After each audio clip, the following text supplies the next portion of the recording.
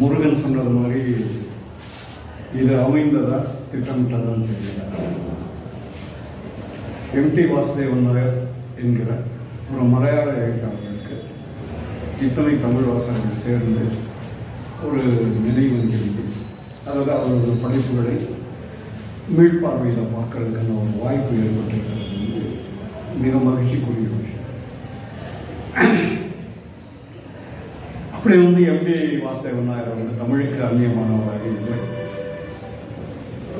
கிட்டத்தட்ட 1970களிலிருந்தே தமிழில் வந்து எம்டி வாசுதேவன் நாயர் மொழிபெயர்ப்புகள் மூலம் வந்து பேசப்பட்டிருக்கிறார். அவருடைய மிக முக்கியமான நாவல்கள் தமிழில் தான் வந்து முதலில், இந்திய மொழிகளில் தமிழில் தான் முதல்ல வந்து மொழிபெயர்ப்பாகி வந்தது.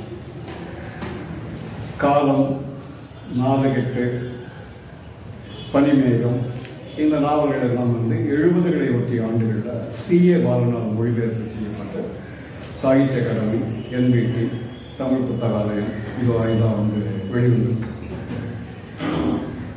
மிகச் சமீபத்தில் வந்து விலாப யாத்திரைங்கிற அவருடைய நாவல் ஒன்று வெளிவந்திருக்கு. சாகித்ய அகாடமியினுடைய திட்டத்தின்படி வந்து அவருடைய 2ஆம் இடம் நாவல் குறிஞ்சியனுடைய மொழிபெயர்ப்பில் இதெல்லாமே தமிழில் வந்து பரவலாக வாசிக்கப்பட்டது. ஒரு வெகுஜன எழுத்தாளராக வெகுஜன எழுத்துக்கும் இலக்கிய எழுத்துக்கும் இடையிலான பெரு வாசகர்களுக்கான, அது மலினமான பொருளை சொல்லாத பரந்த வாசக தளத்தை அடையக்கூடிய ஒரு எழுத்தை வந்து எம்டி வாசுதேவன் நாயர் வந்து கவிஞர் சிற்பி வாரணாசி என்கிற அவருடைய கடைசி நாவலை வந்து மொழிபெயர்த்திருக்கிறார். அவருடைய 2வது நாவல் பாதிராவும் பகல் வெளிச்சம், அது அண்மையில் வெளிவந்திருக்கு. இதெல்லாம் நாவல்களாக வெளிவந்த எம்டியினுடைய படைப்புகள். எம்டி ஒரு சிறுகதை ஆசிரியராக தொடங்கி நாவல் ஆசிரியராக மாறியவர். ஒரு வாசகனா எனக்கு அவருடைய மாபெரும் பங்கு என்பது வந்து சிறுகதைக்கு அவர் செய்ததுதான் அப்படிங்கிற எண்ணம் உண்டு. ஆனால் தமிழில் வந்து சிறுகதைகள் அதிகமாக வந்து மொழிபெயர்க்கப்படலாம். என்னுடைய வாசிப்பில் வந்து மிக முக்கியமான 4 கதைகள் தான் வந்து நான் தமிழில் வாசிக்க கிடைத்தது. இருட்டின் ஆத்மா, கொச்சு கொச்சு பூகம்பங்கள், பள்ளி வாழும் கால் சிலம்பும், வானப்பட்சம், இந்த கதைகள் தான் வந்து தமிழில் வாசிக்க கிடைத்தது. என்னுடைய வாசிப்புக்கு 8வது இடத்துல வந்து வேறு ஏதாவது கதைகள் வந்து செய்யப்பட்டிருக்கலாம் அப்படின்னு. இது ஒன்று. 2வது, அவர் மாதபூமி பத்திரிகையினுடைய துணை ஆசிரியராகவும் பின்னர் ஆசிரியராகவும் இருந்தார். அதன் மூலமாக வந்து அவர் பிறமொழி எழுத்தாளர்களிடம் வாசகர்களிடம் அறிமுகமானார். குறிப்பாக தமிழிலிருந்து பலருடைய படைப்புகள் வந்து மலையாளத்தில் வர்றதுக்கு மாதபூமி மூலமாக வழிகாட்டியவர் வந்து எம்டி வாசுதேவன் நாயர். பொதுவாக வந்து மலையாளிகளுக்கு வந்து ஒரு இழப்பமான அபிப்பிராயம் உண்டு, தமிழில் எதுவுமே இல்லை அப்படின்னு. அதை மாற்றுவதற்கான சில முயற்சிகளை வந்து அவர் தான் வந்து பண்ணியிருக்கார். மாதபூமி பத்திரிகையினுடைய ஒவ்வொரு ஆண்டும் குடியரசு தினத்தை ஒட்டி வந்து ஒரு இந்திய பதிப்பு வெளியிடப்படும். அதில் தொடர்ந்து தமிழ் கதைகள் இடம்பெற செய்ததில் வந்து மிக முக்கியமான பங்கு உண்டு.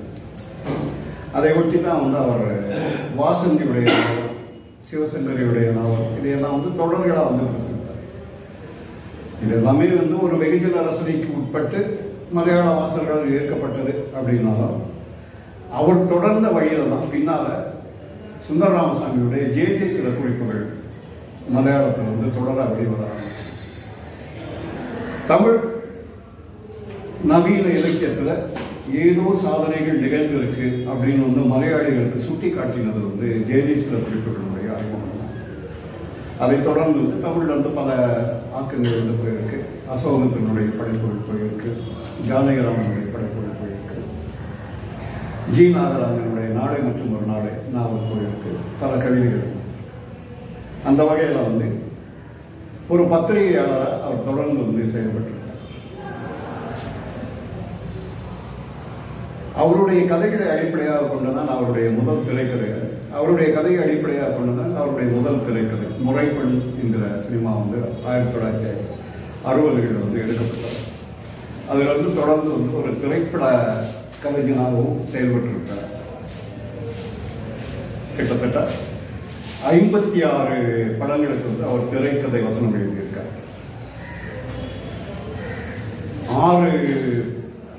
5 ஃபீச்சர் ஃபில்மையும் ஒரு டாக்குமெண்ட்ரியும் பண்ணியிருக்கார்.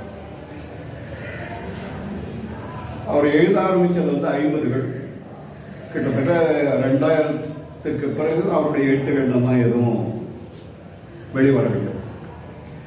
இந்த காலத்துக்குள்ள வந்து அவர் பண்ணினது வந்து மிகப்பெரிய சாதனை தான் அப்படின்னு சொல்லணும். அதனால அதை பற்றி பேசுவதற்கு நிறைய இருக்கு.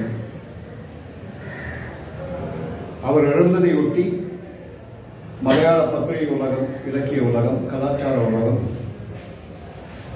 அவரை பற்றிய முன்வைத்த நினைவு கூறல்கள் இருக்கிற அதெல்லாமே வந்து சில 1000 பக்கங்களுக்கு வந்து வரக்கூடும் அப்படின்னு நினைக்கிறேன்.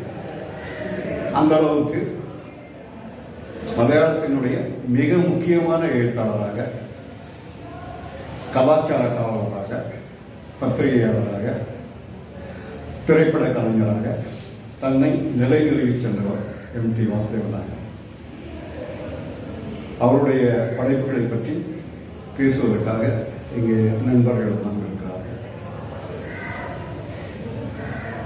இது மிகவும் ஒரு முக்கியமான நிகழ்வு அப்படின்னு நான் நினைக்கிறேன். ஒரு மலையாள எழுத்தாளர், தமிழ் வாசகர்கள் இவ்வளவு பேர் படிச்சிருக்காங்க அப்படிங்கிறது ஒன்று, நினைவு கூறுகிறார்கள் என்பது 2வது, அவரை போற்றி வந்து ஒருமித்த ஒரு நிகழ்வை நடத்த முடிகிறது அப்படிங்கிறது 3வது.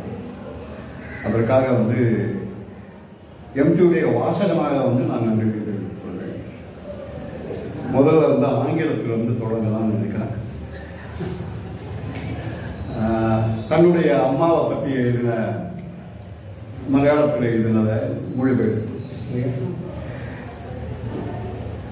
எந்த அம்மைக்கு அப்படின்னு ஒரு வகையில் சொல்றதுன்னா, ஒரு கராரான வாசகனா வந்து சொல்லணும்னா வந்து எம்.டி.யினுடைய எழுத்து வந்து கொஞ்சம் சென்டிமெண்டலானதுதான். அதனால தான் வந்து மலையாளத்தில் வேற எந்த எழுத்தாளர்களுக்கு இருப்பதை விடவும் வந்து அவருக்கு தான் வந்து பெண் வாசகர்கள் இருந்தார். ஆனால் அந்த அசட்டு உருக்கத்தை தாண்டி அதுக்குள்ள இருக்கக்கூடிய வாழ்க்கையினுடைய யதார்த்தத்தை சொல்லக்கூடிய ஒரு புனைவல்லாத ஒரு ஆக்கம், ஆனால் புனைவினுடைய அத்தனை சுவாரஸ்யம் கொண்டதுதான் வந்து அம்மாவுக்கு அவருடைய குறிப்புகள். முதல்ல அந்த குறிப்பில் வந்து தொடங்குவோம். போரடி அவர்கள் அது குறித்து பேசுகிறேன்.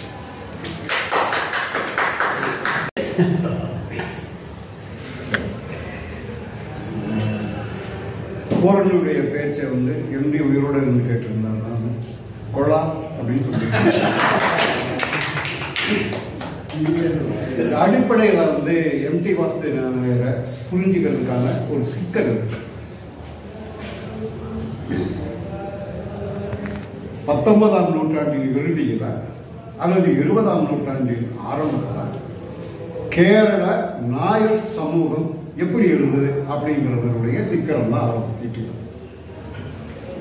4 கட்டு, அது பெரிய இதெல்லாம் கிடையாது, பெரிய பணக்காரங்க கிடையாது, 4 கட்டு தான். வீட்டுக்கு 4 கட்டு இருக்கும். அதுக்கு வடக்கினி, தெற்கினி, கிழக்கினி, மேற்கினி எல்லாம் இருக்கும். இது வந்து ஒவ்வொரு பயன்பாட்டுக்கும் இருக்கும். வெளியிலேருந்து யாராவது வர்றவங்களுக்கு பத்தாயப்புறைன்னு ஒரு இடம் இருக்கும். அங்கே தான் அவங்கள தங்க வைப்பாங்க, அவங்களுக்கு விருந்து தருவாங்க.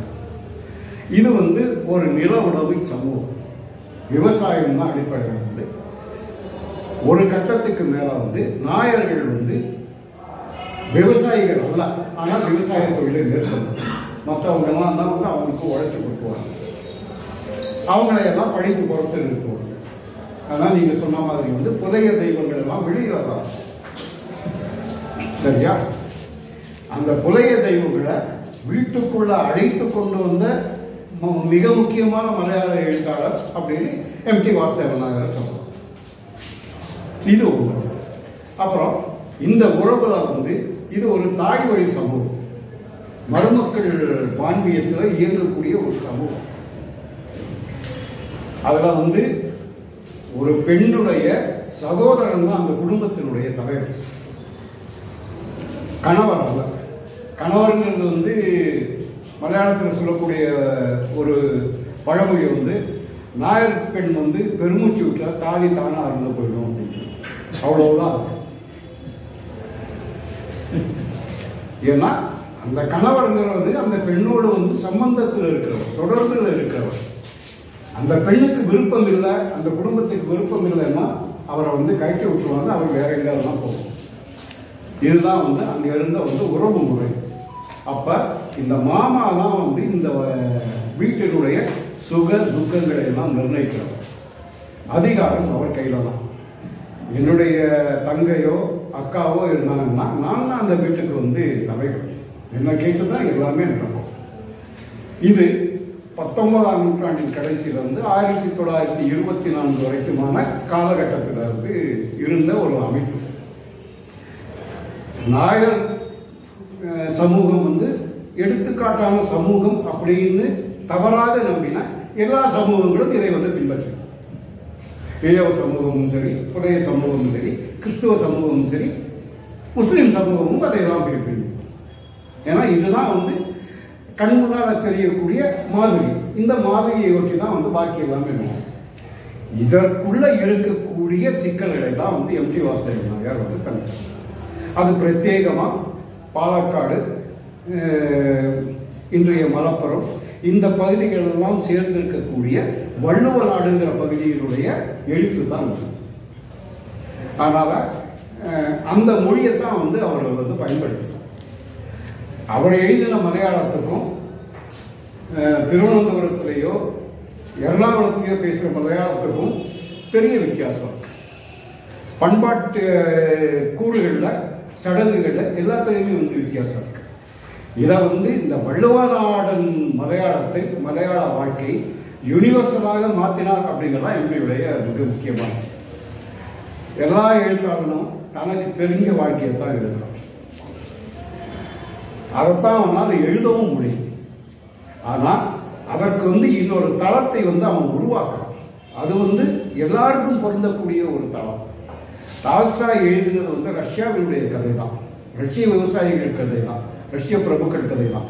நமக்கு ஏன் புரியுதுன்னா அவர் உருவாக்கினா அந்த இன்னொரு தளம். அதை செய்கிறவன் தான் மகத்தான எழுத்தாளன்.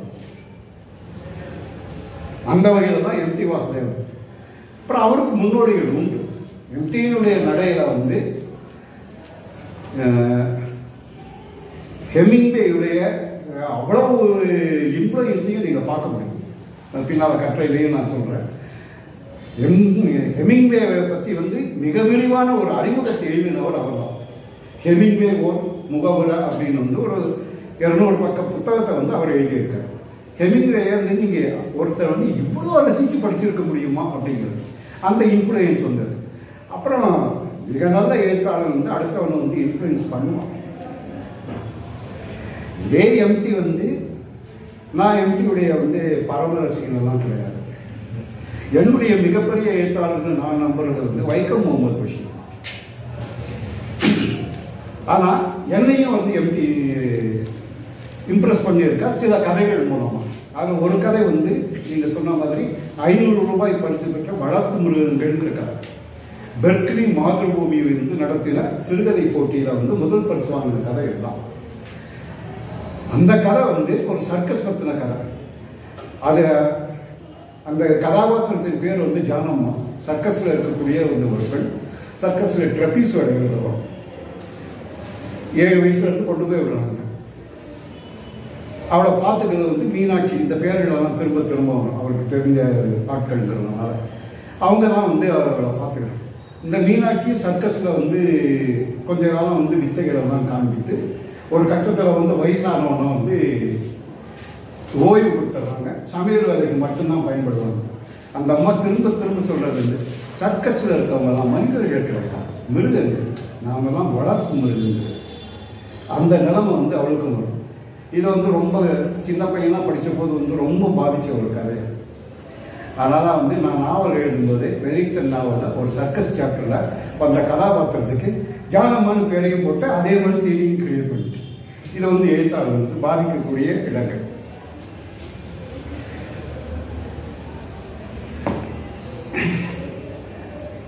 அப்புறம் கதா வெளியீடாக வந்து ஒரு புத்தகம் உண்டு, பேர்ட்ஸ் பிட்ஸ் அப்படின்னு. அதில் வந்து 6 எழுத்தாளர்கள் கவிஞர்கள் பற்றி வந்து மிக விரிவான அந்த ஒரு பேட்டி, அவங்களுடைய படைப்பு ஒன்று. அதில் தமிழில் வந்துலாம் யாரும் எழுத்தாளர்கள் இல்லை. இருக்கக்கூடிய ஒரே தென்னிந்திய எழுத்தாளர்கள் வந்து 2 பேர் வந்து யுஆர் அனந்தமூர்த்தியும் எம்டி வாசுதேவன் நாயகர். அதில் வந்து எம்டியுடைய பேட்டி வந்து மிக விரிவானது. அதில் தான் வந்து உங்கள்கிட்ட நடுவில் குறுக்கிட்டு சொன்னது. அதில் வந்து எம்டி மலையாள எழுத்தாளரான முகுந்தன் வந்து சொல்லியிருப்பார், ஒரு காலத்தில் எல்லா இளைஞர்களும் வந்து எம்டி ஆகணும்னு ஆசைப்பட்டாங்க. எதுக்காக அப்படின்னு, எம்டி மாதிரி பீழி குடிக்கிறாங்க அதுக்காக.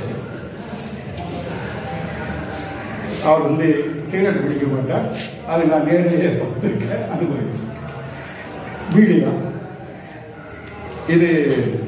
அப்புறம் அந்த டுட்டோரியல் இது வந்து இந்த இலக்கியத்துக்கு அதுதான் சம்பந்தம் இல்லாத ஒரு இடத்துல வந்து பேசும்.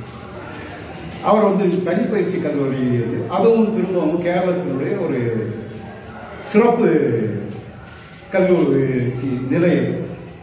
நம்ம ஊரில் வந்து காலேஜ் முதல்ல வந்து 11th முடித்தோன்னா பியூசி முடித்தோன்னா டிகிரி. கேரளத்தில் வந்து 10th முடித்தோன்னா வந்து பேரல் காலேஜுக்கு வந்து போகும். கிட்டத்தட்ட கல்லூரிகள் அதிகமாக இல்லாத காலத்தில் வந்து இந்த கல்லூரிக்கு போவதற்கான இடையில் இருக்க கல்வியை கொடுத்தது வந்து பேரல் காலேஜ் தான்.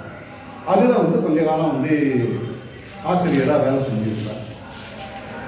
இந்த லீவ் வேக்கன்சியில் வந்து போய் வேலை செய்கிறது அப்படிங்கிற மாதிரி பண்ணிட்டு இருந்தார். அதில் நடந்த ஒரு சுவாரஸ்யம் தான் அவர் வாழ்க்கையினுடைய மிக முக்கியமான ஒரு கட்டம். அங்கே வந்து இன்னொரு டீச்சர் வந்து வேலை செஞ்சுட்டு இருந்தாங்க. அந்த டீச்சரும் ஆங்கிலம் கற்பிக்கிறவங்க. இவர் கூட வந்து இவரும் ஒரு எழுத்தாளர் அப்படிங்கிற முறையில் வந்து ஒரு தோழமையோடு இருந்தவர்கள். அவங்களுக்கு வந்து வீட்டில் அம்மா இருக்காங்க. அந்த அம்மா வந்து ரொம்ப தொல்லை பண்ணுறாங்க அப்படின்னு சொல்லி எப்போதும் எம்டி கிட்ட வந்து இந்த டீச்சர் வந்து கம்ப்ளைண்ட் சொல்லுவாங்க. ஒரு சமயத்தில் வந்து அந்த அம்மா வந்து சொன்னாங்க, இங்கே நீங்கள் தான் எல்லாரும் தெரியுங்கிறீங்களே, அதனால் வந்து இங்கே அந்த ஒய்டபிள்யூசி மாதிரி எங்கேயாவது ஒரு இடத்துல எனக்கு ஒரு ரூம் கிடைக்குமா? யாருக்கு? எனக்கு ஏன் இல்லை, அம்மாவுடைய தொல்லை தாங்கலை, வீட்டை விட்டு வெளியில் வந்துடலாம் அப்படின்னு. இவர் வந்து ஒரு மேன்ஷனில் வந்து தங்கி இருக்கிறவர் அறையில். அப்போ எம்டி சொன்னார், எங்கேயும் போக வேண்டாம், அவங்க கொடுத்து அந்த துண்டு சீட்டை வந்து கீழ்ச்சி கொடுத்து நீங்கள் ஏன் வீட்டுக்கு வந்துடுங்க, என் கூட நீங்கள் இருக்காங்க. அதுதான் அவருடைய முதல் திருமணம், சடங்குகள் இல்லாமல் நடந்த முதல் திருமணம். ஸோ அப்போ வந்து அவர் வந்து இவ்வளவு சடங்குகளையோ இதையோ பார்க்குற ஆள் இல்லை, மரபில் மீறின ஒருத்தராக தான் வந்து தன்னை வந்து எப்போதுமே வந்து நிலைநிறுத்தியிருக்கார். அதை பற்றி இன்னைக்கு வந்து பெரிய பிரச்சனைகள் இருக்குது. அவர் இறக்கும் வரைக்கும் வந்து அவரை பற்றி அந்த குற்றச்சாட்டுகள் எதுவும் சொல்லாதவங்க நாமே வந்து அந்த முதல் மனைவியை வந்து அவர் கைவிட்டுட்டார், அந்த பெண்ணை கைவிட்டுட்டார் அப்படின்னு எல்லாமே வந்து பெரிய விமர்சனங்கள் நடக்குது. அப்படியெல்லாம் விடலை அப்படிங்கிறது வந்து எம்டியை இருந்தவர்களுக்கு வந்து தெரியும். இது 2வது. இதெல்லாமே வந்து இந்த எம்டிங்கிறதுனால வந்து சொல்லுவதற்கான விஷயங்களா. அடுத்ததாக வந்து 2ஆம் இடத்தை பற்றி வந்து பேசுறது.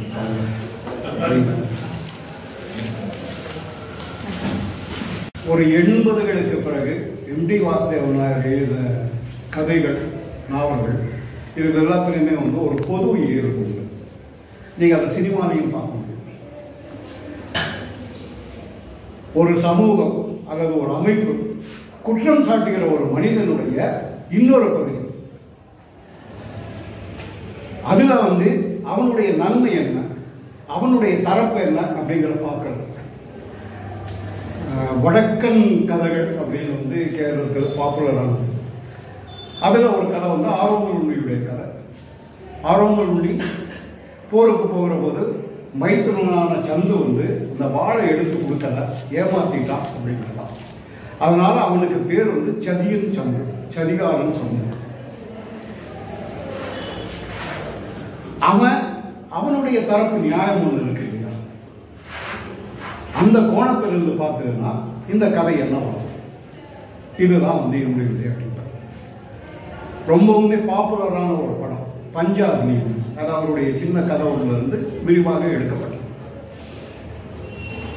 ஒரு நக்சலைட் அப்படின்னு வந்து ஒரு பெண்ணை வந்து சொல்றோம், அவங்க உயிரோடு இருக்காங்க, கே அர்ச்சனா, அவங்கள மையமாக வச்சு எழுதப்பட்ட கதை தான் அது.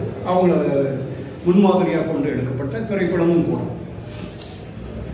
ஒரு நக்சலைட் அப்படின்னு வந்து மொத்த சமூகமே குற்றம் சாட்டுகிறது. அதற்கான காரணம் என்ன, ஒரு ஆள் வந்து ஒரு நக்சலைட் ஆகிறதுக்கான காரணம் என்ன அப்படிங்கிற கேள்வி அந்த பார்வையில் வந்து சொல்ற கதை தான் வந்து பஞ்சாப். இந்த வரிசையில தான் வந்து 84 வந்து அவர் எழுதின நாவல் வந்து மகாபாரதம், இரண்டாவது இடம் தமிழில் குறிஞ்சி வேறு மொழிபெயர்க்கிறவங்களுக்கு.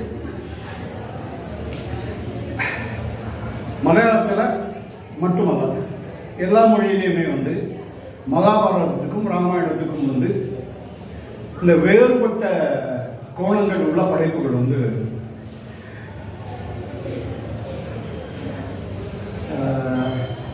ராமன் சொன்னா உனக்கு புத்தி எங்க போச்சு அப்படின்னு வந்து ஒரு பெண் கேட்கிற கதையை வந்து தமிழ்ல தான் புதுமைப்பு நிலையில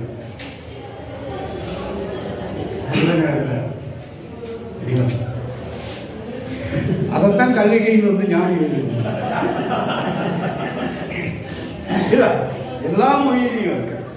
இதுக்கு இன்னொரு சின்ன எம்டி கூட வந்து ஒரு பேச்சில் வந்து கேட்டதும் வந்து சேர்த்துக்கலாம். இதற்கு வந்து அடிப்படையான ஒரு நியாயம் ஒரு படைப்பாளிக்கு வந்து இருக்கு. ஏற்கனவே காலம் காலமாக சொல்லப்பட்ட ஒரு கதை, மக்களிடையே பரவலாக புழங்கிக் கொண்டு இருக்கிற ஒரு கதை, அதுதான் சரியானது என்று நம்ப வைக்கப்பட்டிருக்கிற ஒரு கதையை குறித்து ஒரு புதிய தலைமுறை படைப்பாளி வந்து கேள்வி கேட்கிறோம். அந்த கேள்விதான் வந்து இன்னொரு படைப்பா வந்து மாறுது. மகாபாரதத்தை வந்து அடிப்படையாக கொண்டு எழுதின எம்டி வாசுதேவன் எம்டி எடுத்துக்கொண்ட போதே வந்து அதற்கான உருவாக்க வந்து தீர்மானிக்கிறார். அது கிட்டத்தட்ட வந்து ஒரு காவியத்தினுடைய உருவம். முதல்ல ஒரு பாயிரத்தோட வந்து தொடங்குது. அது வந்து யுத்தத்துல எல்லாம் அழிந்துபட்ட பிறகு இவங்கெல்லாம் என்ன ஆறாங்க அப்படிங்கிறது தொடங்கி போய் பலஸ்ருதியில வந்து முடியுது. இதுக்கு இடம் கொடுத்தது யாருன்னா வியாசன் தான். அந்த ஆள் ஒரு கதையை ஒழுங்கா சொல்லிட்டு போனாங்க, நிறைய இடைவெளி விட்டு விட்டு வச்சுக்கிட்டு இல்ல, தர்மன் நியாயவான் தான், அதே நேரம் அவனை மாதிரி அயோக்கியம் கிடையாது. அர்ஜுனன் வீரன் தான், ஆனால் அவனை போல கோழை கிடையாது. பீமன் பலவான் தான், அவனை போல தந்திரக்காரன் கிடையாது. எல்லாருக்கும் இருக்கக்கூடிய இன்னொரு பக்கம் இருக்கு இல்லையா, அதை பத்தி வியாசர் பேசలేదు. இது வந்து காலகாலமா ஒரு படைப்பாளிக்கு வந்து ஒரு ஒரு புதையலை விட்டுட்டு போனது மாதிரி திரும்ப எடுத்து பெரிய வாய்ப்புகள். வியாசர் மகாகவியாக அதான் வியாசர் விட்டு சென்ற இடைவெளிகளை வந்து நான் நிரப்புறேன் அப்படின்னு தான் வந்து எம்டி வாசுதேவன் சொல்றேன். அப்படி நிரப்புறதுதான். அப்படி நிரப்புறதுல வந்து ரெண்டு பார்வைகள் உண்டு. ஒன்று ஏற்கனவே சொல்லப்பட்டதை அப்படியே ஒத்துவிட்டு போற ஒரு பார்வை. அதற்கு மாற்றாக இன்றைய நம்முடைய வாழ்க்கை, நம்முடைய அனுபவங்கள் சார்ந்து சொல்லக்கூடிய ஒரு பார்வை. எம்டி வாசுதேவன் நாயர் எடுத்துக்கிட்டது வந்து இந்த இரண்டாவது பார்வை.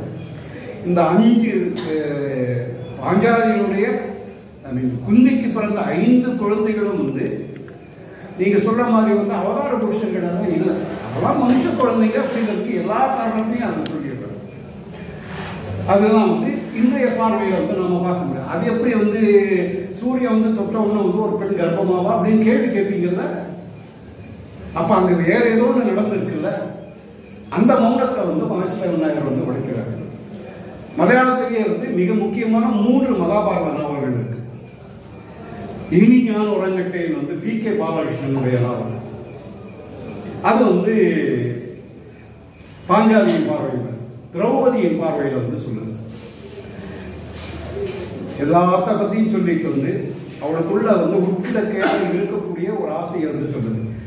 இந்த பயணம் கூட தான் இருந்ததுக்கு பார்த்தா அந்த கர்ணன் கூட இருந்தது.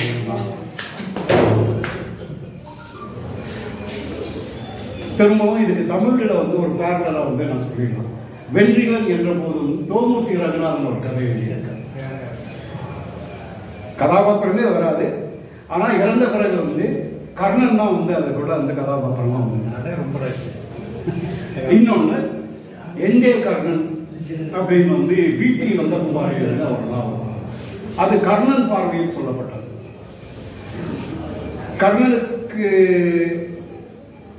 கொடுக்கப்பட்டிருக்கிற இந்த கிடைக்கதைகள், உபகதைகள் இதையெல்லாம் களைந்து விட்டு கர்ணனை வந்து ஒரு சாதாரண மனுஷனா,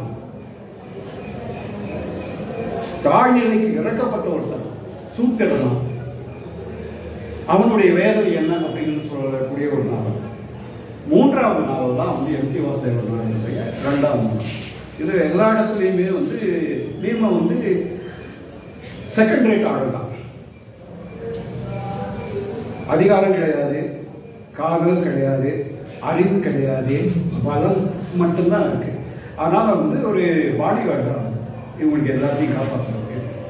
அப்ப அவனுக்கு பின்னால் இருக்கக்கூடிய ஒரு மன உளவியல் இருக்கு இல்லையா, அது என்ன அப்படிங்கிறதான் எம் டி வாசுதேவன் இந்த நாவல் முழுக்க செய்திருக்கிறார் பணி. அப்புறம் இது எழுதி வெளிவந்த காலத்தில் வந்து அதுக்கு பெரிய எதிர்ப்புகள் எல்லாமே இருந்தன. அப்புறம் ஒரு நல்ல படைப்பு வந்து இந்த எதிர்ப்புகளை எல்லாம் கண்டறிஞ்சார். அதையெல்லாம் தாண்டி நிற்கும். அன்றைய இந்துத்துவ அமைப்புகள் அதெல்லாமே வந்து இப்படி வந்து மகாபாரதத்தை இது பண்ணிட்டாங்க. ஏன்னா இதுவரைக்கும் உங்களுக்கு சொல்லிக் கொடுக்கப்பட்ட மகாபாரதம் தான் உங்களுக்கு தெரியும். நீங்க மகாபாரதத்தை உங்கள் பார்வையில் வாசிக்கிறது, நீங்க யாரோ சொல்லி கொடுத்த பார்வையிலும் பார்த்துருக்கீங்க அப்படிங்கிறதான் தெரியும். அப்போ வந்து வலிக்கும். அந்த வலியை ஏற்படுத்துறது தான் ஒரு படைப்பாளியுடைய வேலை. அடுத்ததாக எம்டியுடைய சிறுகதை குறித்து தீபா சரவணன் பேசுவாங்க. நான் முன்னமே சொன்ன மாதிரி ஒரு நாவலாசிரியராக அவருக்கு கிடைத்த புகழுக்கு இணையாக அல்லது அதற்கும் மேலாக வந்து ஒரு சிறுகதை ஆசிரியராக அவருக்கு இடம் இருக்கிறது. ஒரு காலகட்டத்தில் மலையாள சிறுகதையை பிரதிநிதித்துவப்படுத்தின எழுத்தாளராக அவர் இருந்திருக்கார். அது பின்னால் நான் பேச விரும்புகிறேன். தீபா சரவணன் அவர்கள் எம்டியுடைய சில கதைகள் குறித்து பேசுவார்.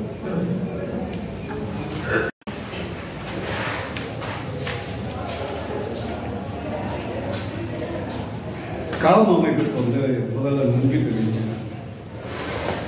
எதுக்கு அப்படின்னா, எம்டி வாசுதேவனாரை பற்றி என் மண்டபத்தில் இவ்வளோ விஷயங்கள் இருந்ததா அப்படின்னு வந்து இந்த கட்டுரை எழுதும்போது தான் எனக்கு அந்த தூண்டுதலுக்காக அவருக்கு நவீன மலையாள இலக்கியத்தில் எம்டி வாசுதேவனாருக்கு கிடைத்த முதன்மை புகழ் வாசக அங்கீகாரம் வந்து வேற எந்த எழுத்தாளருக்கும் வாய்ப்பு. அது உறுதியாக வந்து சொல்லணும். 1950 எழுத தொடங்கி 2000 முறையில் அவர் எழுதியிருக்கார். அவருடைய கடைசி சிறுகதை தொகுப்பு 98 வந்தது. நாவல் 2000 வந்தது. அதுக்கு பின்னால் வந்து அவருடைய படைப்புன்னு எதுவுமே வந்து வெளியாகவில்லை. ஆனால் வாசகர்கள் வந்து அவருடைய வாசகர்கள் அவர்கிட்ட இருந்து ஏதோ ஒன்று வரும் அப்படின்னு வந்து எதிர்பார்த்து கொண்டிருந்தோம். அப்படி வாசகர்கள் எதிர்பார்க்கிற ஒரு மனநிலையை உருவாக்குறது தான் ஒரு எழுத்தாளனுடைய வெற்றி. அந்த வெற்றியை ஈட்டினவர் வந்து எம்டி வாசுதேவன். அவருடைய கடைசி எழுத்தா நான் வாசித்தது ஒரு சின்ன பக்கம். மலையாள மொழி வாரத்துக்காக அவர் உருவாக்கி தந்த ஒரு மொழி பிரகடனம். மலையாள மொழியின் சிறப்புகளை ஒவ்வொன்றா வரிசையா சொல்லிட்டு கடைசியாக என் மொழியே நானே என் மொழி அப்படின்னு அந்த பிரகடனம் முடியும். அது ஒரு பொதுவான பிரகடனமா எனக்கு தோணலாம். தன்னை பற்றிய எம்டி வாசுதேவன் நாயகன் பிரகடனம் எழுத்தாளர் காலத்தின் கையில் ஒப்படைத்து விட்டு செல்வது தன்னுடைய மொழியை தான். எம்டியை ஒரு காலகட்டத்தில் பிரதிநிதி இன்னும் ஒரு காலகட்டத்தை உருவாக்கிய முன்னோடி அப்படின்னு நான் நினைக்கிறேன். அவர் எழுத வந்தது முற்போக்கு இலக்கியத்தின் செல்வாக்கு கொஞ்சம் கொஞ்சமாக மங்க தொடங்கி இருந்த காலத்தில் வைக்கம் முகமது பஷீர், பொன்குன்னமர்கி, தகழி சிவசங்கரன் பிள்ளை, பி கேசவதேவ், செருகாடு, இந்த மாதிரியான எழுத்தாளர்கள் சமூக வாழ்க்கையை யதார்த்தமாக சித்தரிக்கிற படைப்புகளை உருவாக்கியிருந்தார். இப்போ இதுக்கு இணையாக எஸ்கே பொற்றைக்காடு, உரு, காடு இவங்க ஒரு கற்பனாவாதம் சார்ந்த இன்னொரு புனைவு போக்கை கடைபிடித்துக் கொண்டிருந்தார். இது மனித அகங்களை முன்னிறுத்தி எழுதப்பட்ட படைப்பு. இந்த ரெண்டு வகையான எழுத்துகளும் அதற்கான சாதனைகளை வைத்தது போலவே ஒரு போதாமையையும் கொண்டிருந்தன. மனித மனத்தின் உட்கிழக்கைகளை அது இயல்பா வெளிப்படுத்தல அப்படிங்கிறது தான் அந்த போதாமை. அந்த போதாமையை நிவர்த்தி செய்ததுதான் எம் டி வாசுதேவன் அவருடைய எழுத்துக்கள். மனிதர்களுடைய அகச்சிக்கல்களை மிகை உணர்ச்சி சாராமல் இயல்பாக வெளிப்படுத்தும் படைப்புகள் அவருடைய. இதுல தனிநபர்கள் தான் முதன்மையான பாத்திரங்கள். அவருடைய சமகால எழுத்தாளர்களான மாதவி குட்டி, டி பத்மநாபன் அவங்களும் இதே மாதிரியான எழுத்துக்களை தான் எழுதினார்கள். ஆனால் இதனுடைய வலுவான பிரதிநிதி எம்டி தான். அதை இப்படி சொல்லலாம், அழுத்தமானது அதே சமயம் மென்மையானது, மிதமானது அதே சமயம் அமைதியானது, உணர்ச்சிகரமானது அதே சமயம் அசட்டொழுக்கம் இல்லாதது. எம்டியுடைய எழுத்துக்களை பற்றி எனக்கான வரையறை அப்படின்னா,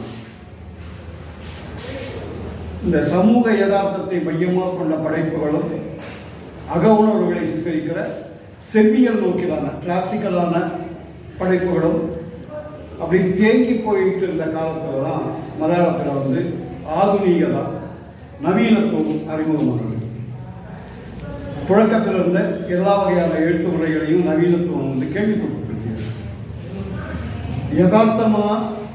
யதார்த்தமான கதைகள் எழுதி கொண்டிருந்த எழுத்தாளர்கள் கூட நவீனத்துக்கு மாறினார்கள். அதுவரைக்கும்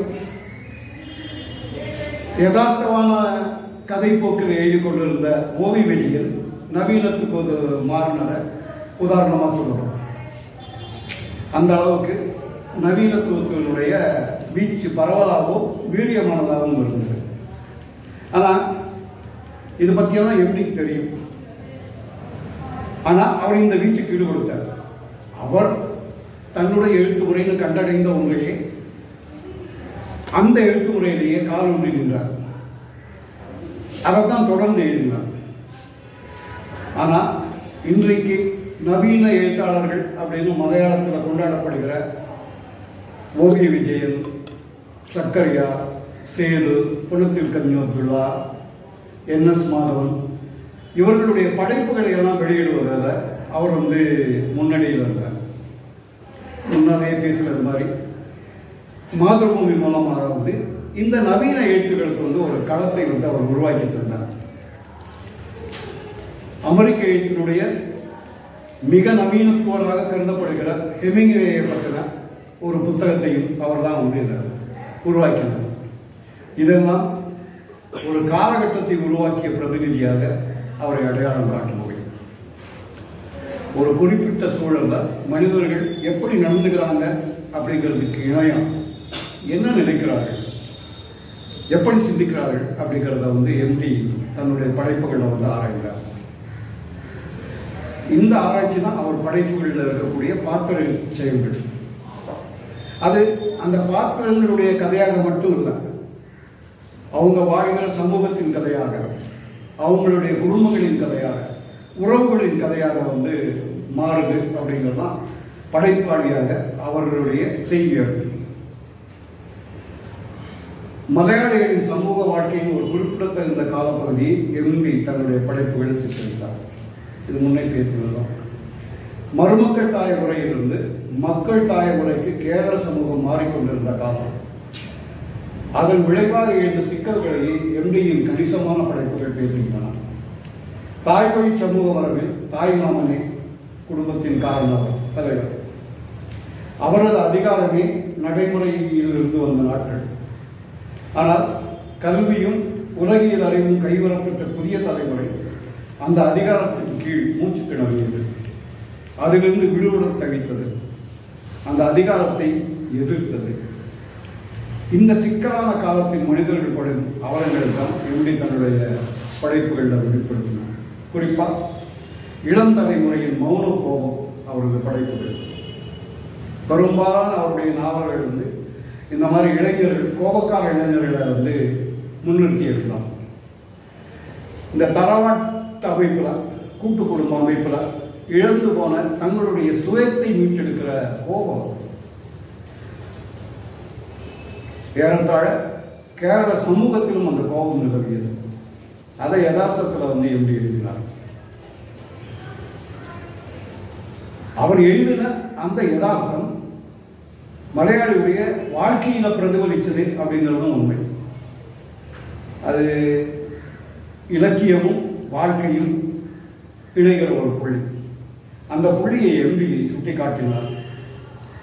60களில் 70களில் மலையாளத்தில் எழுதப்பட்ட பல நாவல்களுடைய கதாநாயகர்கள் கோபக்காரர்கள். அவர்கள் தான் முதன்மையான பாத்திரங்கள். அதற்கு முன்னோடி எழுதினார். அவருடைய முதல் நாவல் தான் 4 1958 கிட்டத்தட்ட அதே காலத்தில் அவருடைய ஒரு தொடர்கதையும் வந்தது, பாதிராவும் பகல் வெளிச்சமும். ஆனால் இது நாவலாகவே எழுதி வெளிவந்தது. தலைப்பு சொல்ற மாதிரி இந்த தரவாட்டினுடைய உறுப்பினரான அப்புண்ணியுடைய அனுபவம் தான் இந்த கதை.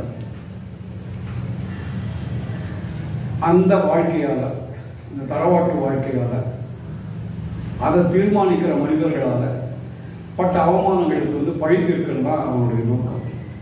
அந்த சிக்கலை தான் நாவல் சொல்லுது.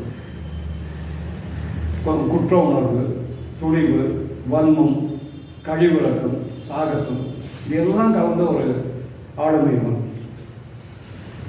கிட்டத்தட்ட இதே குணச்சித்திர வடிவமைப்பு அவருடைய மற்ற நாவல்களையும் இருக்கும். காலங்கிற நாவலுடைய மைய பாத்திரம் சேது. அவன் தரவாட்டில் விடுபட்டு வெளியில் போக முடியும், படிக்கலாம், படித்து தொழில் செய்து முதலாளியாக இருக்கான், பெரும் முதலாளியாக இருக்கான்.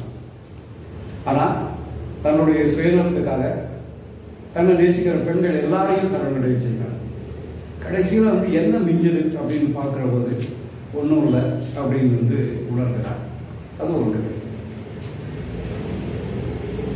அசுரவித்துங்கிறது 3வது இன்னொரு நாவல். அதனுடைய முக்கிய பாத்திரம் கோவிந்தன்குட்டி. அவனுக்கு சமூகத்தோடு ஒரு பெரிய முரண்பாடு இருக்கிறது.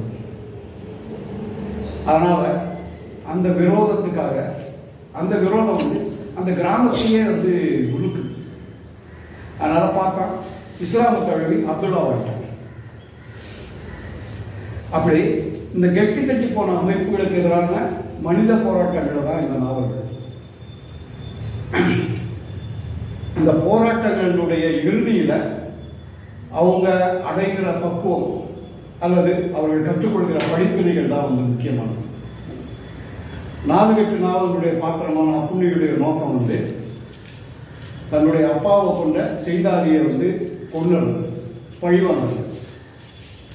ஆனால் அந்த நாவலோடு போகக்கூடிய அந்த அனுபவங்கள் கடைசியில் செய்தாதிக்கு ரட்சகமாக இவன் மாறிப்போம். பழி வாங்கிறதுக்கு அந்த தகுதியை வளர்த்துக்கிட்டா போதும், பழி வாங்கணும் இல்லை. அப்படி மனிதர்கள் செய்ய முடியாது அப்படிங்கிறதா அந்த நாவலில் முடிகிற. அதே மாதிரி இந்த கிராமம் முழுக்க சேர்ந்து தன்னை பழி வாங்கிச்சு அப்படின்னு கோவிந்தன் குட்டிங்கிற அப்துல்லாவுக்கு கோபம் இருக்கு. ஆனால் இந்த கிராமத்தை எப்படி பழி வாங்குறது? கிராமம் முழுக்க காலரா பரவுது. இவன் காலரால செத்து போன எல்லாரையும் கொண்டு போய் அடக்கம் செய்யறதுல அந்த கருணை தான் அந்த மனிதர்களை வீழ்த்தக்கூடிய ஆயுதம் அப்படின்னு கண்டுபிடிக்கலாம். சரியா சொன்னா அவங்களையெல்லாம் வந்து கீழே விழச்சிகிறது வந்து இந்த மனிதர்கள் மொத்தமான அந்த காலம். அப்புறம் எம்டியுடைய படைப்புகள் மீது இருக்கிற விமர்சனங்கள்ல ஒண்ணு, அது எல்லாமே ஆண் உலகை மையமாக கொண்டவை அப்படிங்கிறது. அது அவருடைய படைப்புகள் மீதான விமர்சனமா எனக்கு தோணலை. அந்த காலத்தின் மீதான குற்றச்சாட்டை தான் நம்ம சொல்ல வேண்டியிருக்கோம். ஏன்னா பெண்களுக்கு முதன்மை இல்லாத கூட்டு குடும்ப அமைப்புல, ஆணுக்கு மட்டுமே அதிகாரம் உள்ள அமைப்புல, அதுதான் பொருத்தம். ஆணின் பிடிக்குள் நெறிபடும் பெண்களையும் இதே படைப்புகள் வெவ்வேறு வகையாக சித்தரித்திருக்கிறார் அப்படின்னு பதில் சொல்லிடலாம். இதுக்கெல்லாம் வந்து நிவர்த்தி பண்றதுக்காக வந்து அவர் எழுதின நாவல் தான் மஞ்சுன்னு நினைக்கிறேன். பெண்ணை மையமாக கொண்ட ஒரே நாவல் தான். பெண் மைய பாத்திரமாக வரக்கூடிய ஒரே நாவல். விமலான்னு வந்து ஒரு டீச்சர் காத்துட்டு இருக்காங்க. எப்போவோ தன்னை காதலிச்சு கைவிட்டு போன, திரும்பி வருவார் அப்படிங்கிற உத்தரவாதம் இல்லாத ஒரு ஆளுக்காக அதே இடத்துல வந்து ஒரு சர்தார்ஜி காத்துட்டு இருக்காரு. ஆனால் அவர் காத்துட்டு இருக்கிறது வந்து மரணத்துக்காக. முகமே அறியாத ஒரு அந்நிய தேசத்தை சேர்ந்தவன் தான் தன்னுடைய தகப்பன் அப்படின்னு நினைக்கிற ஒரு காஷ்மீரி பையன், அவனும் காத்துட்டு இருக்கான். அவர் வருவாங்க. அந்த இந்த கதை நடக்கிறது வந்து நைனி தான். நைனி தேவியும் காத்து கொண்டிருக்கிறார். அதுல ஒரே ஒரு இந்த விஷயம் வந்து, ஆணின் காத்திருப்பை விட பெண்ணின் காத்திருப்பது முடிவே கிடையாது அப்படிங்கிறது தான். அப்புறம் எம்டி படைப்புகள் மீது வந்து இருக்கக்கூடிய இன்னொரு விமர்சனம் வந்து, அவர் எழுதுனது எல்லாமே குடும்ப கதை அப்படிங்கிறதான். குடும்பம் அப்படிங்கிற அமைப்பை சமூகங்கிற பெரிய உருவத்தை ஸ்ட்ரக்சர்னுடைய நுண்வடிவமாக அவர் பார்க்கிறார் அப்படின்னு வந்து நம்ம பதில் சொல்லிடலாம். அதே போல குடும்பங்கிற சின்ன வடிவத்தை சமூகங்கிற பெரிய வடிவமாக மாற்றியும் பார்க்கிறார் அப்படிங்கிறதான். அவருடைய மற்ற நாவல்களை எல்லாம் முதல் விஷயமா சொல்லினாக்கா, இதிகாச வடிவமான இரண்டாம் உலகத்தை வந்து கையளவில் இருக்கக்கூடிய மிக சின்ன உலகமாக மாற்றிடுறார். இது வந்து அவருடைய படைப்புகளுடைய ஆதாரமான இயல்பு. இரண்டாம் உலகத்தினுடைய மைய பாத்திரம் பீமன். நாம சமூக நாவல்களை பார்த்த அதே சுபாவம் தான் பீமனுக்கும் இருக்கு. ஒரு அப்புண்ணிக்கோ கோவிந்தன் குட்டிக்கோ சேதுவுக்கோ இருக்கக்கூடிய அதே குணங்களினுடைய மித்திக்கல் ரூபம் தான் வந்து பீமன். அவனும் கைவிடப்பட்டான். 5 சகோதரர்கள்ல பலசாலி. ஆனா தர்மனுக்கு பிறகுதான் அவனுக்கு அந்த பங்கு இருக்கும். காரணம் தான் அர்ஜுனனுக்கு பின்னால் வரலாம். சமூக மதிப்புல வந்து நகுலனுக்கும் சகாதேவனுக்கும் பிறகுதான் அவனுக்கு. எல்லா சூழ்நிலையிலும் அவனுக்கு விதிக்கப்பட்டது வந்து 2வது இடம். பீமனுடைய இந்த குமுறல் இருக்கு இல்லையா, இதுல இருந்துதான் மகாபாரத கதையை வந்து அவர் மீட்டிருக்கிறார். பீமனுக்கு வந்து சமூகம் தன்னை புறக்கணிக்குது அப்படிங்கிற கோபம் இருக்கு. 2ஆம் இடத்துல தான் இருக்குங்கிறதுக்கான கொந்தளிப்பு இருக்கு. அதைத்தான் கதையை சொல்றாரு. இப்ப நாவல் வெளியான போது மாபெரும் இதிகாசத்தை வந்து ஒரு எம்டி தரவாட்ட கதையாக்கிட்டார் அப்படின்னு வந்து சுருக்கிட்டாருன்னு சொன்னாங்க. இப்ப வாசிக்கிற போது வந்து அவர் சரியா தான் செஞ்சிருக்காரு. இது என்ன பீரியட்? உண்மையில மகாபாரதம் சொல்றதே குடும்ப கதை தான். மகாபாரதத்துல இருந்து எதிரி வெளியிலிருந்து வரவே இல்லை, அதுக்குள்ளேயே இருக்கான். ராமாயணத்துலயாவது வெளியில ஒரு எதிரி இருக்கான், மகாபாரதத்துல உள்ளுக்குள்ள இருப்பவன் தான் எதிரி. இது ஒரு விஷயம். அப்புறம் தெய்வீக கதை அப்படின்னு சொல்லிட்டு இருந்த ஒன்னா வந்து சுத்தமா வந்து மனுஷங்களுடைய கதையா மாற்றி விட்டார். இதுல வந்து அமானுஷ்யமான சம்பவங்களோ அசாதாரண மனிதர்களோ யாரும் இல்லை, எல்லாருமே சாதாரண. அப்படி வந்து ஒரு படைப்பாளி செய்வது வந்து அவருடைய மாபெரும் வெற்றி அப்படின்னு தான் எனக்கு தோணுது.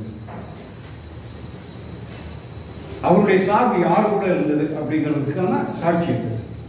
அது வந்து அவதார பெருமையை வந்து எடுத்து காட்டுவதற்கோ அப்புறம் இதிகாச மகிமையை வந்து போற்றுவதற்கோ வந்து அமைந்ததல்ல. இந்த மனிதர்களுடைய துக்கத்தின் ஊற்றுக்கண்ணை அடையாளம் காண்பிக்கும். எம்டியுடைய அக்கறை வந்து மனிதர்களா இல்லாம அடிக்கிற சமூக அவலத்தை எடுத்து காட்டுவது அப்படின்னு தான் நான் சொல்ல விரும்புகிறேன். ரெண்டாம் இடத்துல இருந்து வந்து ஒரு உதாரணத்தை சொல்லணும். அர்ஜுனனுடைய மகன் போர்க்களத்தில் வந்து விழுந்தான், கொல்லப்படுகிறான். பாண்டவ குலம் முழுவதும் சேர்ந்து வந்து அந்த மரணத்துக்காக வந்து கண்ணீர் விடுகிறது. அதே காலத்துல பீமனுடைய புதல்வர் கடோத்கஜன் கொல்லப்படுறான். ஆனா அந்த மரணம் சாதாரணமாக இருக்கு. அப்ப கிருஷ்ணன் வந்து சொல்றார், இதுல துக்கப்படுறதுக்கெல்லாம் எதுவும் இல்லை. கடோத்கஜன் கொல்லப்பட்டதுனால அர்ஜுனன் காப்பாற்றப்பட்டான். அதை பத்தி நீங்க சந்தோஷம் தானே படணும் அப்படின்னு சொல்றாரு. அப்படின்னா உபதேசம் செய்வார். இந்த முரண் இருக்கு இல்லையா, இந்த முரண் நம்முடைய வரலாறு முழுக்க தொடர்கிறது. அதை சுட்டி காட்டுறதுதான் எம்பிக்கை. அந்த வகையில தான் அவரை வந்து ஒரு கிளாசிக் ரைட்டராகவும் அதே சமயம் மாடர்னிஸ்டாகவும் நான் வந்து பார்க்கிறேன். மகத்தான நாவல்களை எழுதியிருக்கார். ஆனா அவர் இன்னும் மகத்தானவர் அப்படின்னு நான் நம்புறது வந்து அவருடைய சிறுகதைகளுக்காகத்தான். இந்த மறுமலர்ச்சி கால கதைகளுக்கு, அப்புறம் நவீனத்துவ கால கதைகளுக்கு, அதற்கு பின்னால் வந்து பின்னவீனத்துவ கதைகளுக்கு எல்லாம் ஈடுபடுத்தக்கூடிய கதைகள் வந்து அவருடைய அது இயல்பாகவே ஒரு கிளாசிக்கலான கதைகள் தான். நீங்கள் அதில் வந்து ஒரு வரியை எடுக்கவோ ஒரு வரியை சேர்க்கவோ முடியாது. அந்த அளவுக்கு வந்து பூர்ணமானவை. அந்த வகையில் வந்து அவரை வந்து நான் தமிழில் பி ஜானகிராமனுடன் ஒப்பிடுவேன். வடிவத்திலையும் பொருளையும் செவ்வியல் குன்றாத கதைகள் தான் வந்து ரெண்டு பேரும் எழுதியிருக்காங்க. இப்போ மாதృభూமி இதை நடத்தின ஒரு சிறுகதை போட்டியில் அதுக்கு முன்னாலேயே கதைகள் எழுதியிருந்தாலும் வளர்த்து மிருகங்கள் அப்படிங்கிற கதைக்கு பிறகுதான் அவர் மலையாளத்தின் மிக முக்கியமான சிறுகதை ஆசிரியர்களில் ஒருவராக அடையாளம் காணப்பட்டார். அந்த கதை இன்னைக்கு படித்தாலும் வந்து புதுசாக தான் இருக்கு. அந்த காலம் வந்து பழையதாக இருந்தாலும் அந்த பிரச்சனை என்றென்றைக்குமான பிரச்சனை, மானுட பிரச்சனை. அதை வந்து இன்னைக்கு படிக்கும்போதும் என்னுடைய பிரச்சனையாகவோ உங்களுடைய பிரச்சனையாகவோ நாம் வந்து இனங்கண்டு கொள்ள முடியும். அந்த வகையில் வந்து காலம் கடந்த பல கதைகளை வந்து அவர் வந்து உத்தி இன்னும் உருவம்னா வந்து மெனக்கெட்டது. அவருக்கு இயல்பாக ஒரு கதை சொல்றதுக்கான அவருடைய சொந்தமான வந்து ஒரு எழுத்து முறை இருக்கு. அந்த முறையிலே வந்து சொல்லியிருக்காரு. அவர் பல முறையும் சொல்லியிருக்காரு. நான் வந்து எனக்கு வந்து பெரிய அமேசான் நதியோடவோ கங்கை நதியோடவோ வந்து எனக்கு பிடிச்சது எங்கள் ஊரில் கூட ஓடக்கூடிய நீலா நதி. எனக்கு தெரிஞ்சது எல்லாமே வந்து மற்ற மனிதர்களை விட எங்கள் ஊரில் இருக்கக்கூடிய கூடலூரில் இருக்கக்கூடிய சாதாரண மனிதர்கள் தான். அதை தான் வந்து சித்தரிச்சார். அது இன்னைக்கு கூடலூர் வந்து ஒரு இலக்கிய தளம். எம்டியுடைய கதைகள் தான் அந்த தளத்தினுடைய தலபுறம். இலக்கியவாதி, பத்திரிகைக்காரர், திரைப்படக்காரர் அப்படின்னு எம்டிக்கு பல முகங்கள் இருக்குது. ஆனால் இலக்கியவாதி அப்படிங்கிறது தான் முதன்மையான அடையாளம். அவரே வந்து ஒரு பேட்டியில் சொல்ல, நான் முதலும் முடிவுமா இலக்கியவாதி தான், மற்றதுலாம் அதை ஒட்டினோம் அப்படின்னு. இந்த பத்திரிகைக்காரர், சினிமாக்காரர்ன்றதுலாம் அவருக்கு வந்து ஒரு இலக்கிய பிரபலத்தை சேர்த்துச்சு. அதே மாதிரி இலக்கியவாதியாக இருக்கிறது வந்து மற்றதுக்கும் வந்து ஒரு சிறப்பை சேர்த்தது. அப்படியான வந்து ஒரு ஆளுமை வந்து மலையாளத்தில் அரியது. அந்த அருமை தான் வந்து அவரை வந்து கேரள நவீன இலக்கிய கலாச்சார உலகத்தில் நிகரற்ற ஒருவராக இன்னைக்கு வந்து கருத தூண்டுகிறது. ரெண்டு முக்கியமான சந்தர்ப்பங்களில் அவர் பேசின பேச்சிலிருந்து மேற்கோள்களை சொல்லி இந்த பேச்சை முடிச்சுக்கலாம்னு நினைக்கிறேன். முதலாவது, கோழிக்கோட்டில் ஓடக்கூடிய சாலியார் நதி அது மாசுபடுவதை எடுத்து வந்து ஒரு பெரிய எழுத்தாளர்கள் பண்பாட்டு செயலாளர்கள் எல்லாருமே அந்த நேரத்தில் ஒரு மக்கள் பேரணியை எப்படி தான் தொடங்கி வச்சார். அந்த உரையில அவர் சொல்றார், அது ஒரு கதையை மேற்கொள் காட்டி தான் அவர் சொல்றார். தாஸ்தாவ்ஸ்கியின் ஒரு கதை இந்த சந்தர்ப்பத்தில் நினைவு கொள்கிறது. கதையின் பெயர் முதலை. யாரும் பார்க்கிறாத ஒரு நாட்டுப்புறத்துக்கு ஒரு முதலையை கண்காட்சியாக கொண்டு வருகிறார்கள். பெரிய முதலை. முதலையை பார்க்க வந்த ஒரு ஆள் தவறுதலாக முதலையின் வாயிற்குள் விழுந்து விடுகிறான். அவனை காப்பாற்ற சில முயல்கிறார்கள். வாதங்களும் பிரதிவாதங்களும் நடக்கின்றன. கடைசியில் முதலையின் வாயில் அந்த ஆள் விழுந்ததுதான் தவறு என்று சொல்லப்படுகிறது. இப்போது எல்லாருடைய பிரச்சனையும் முதலையை காப்பாற்றுவதுதான் முக்கியம் என்றார்கள். முதலை காப்பாற்றப்பட்டும் விடுகிறது.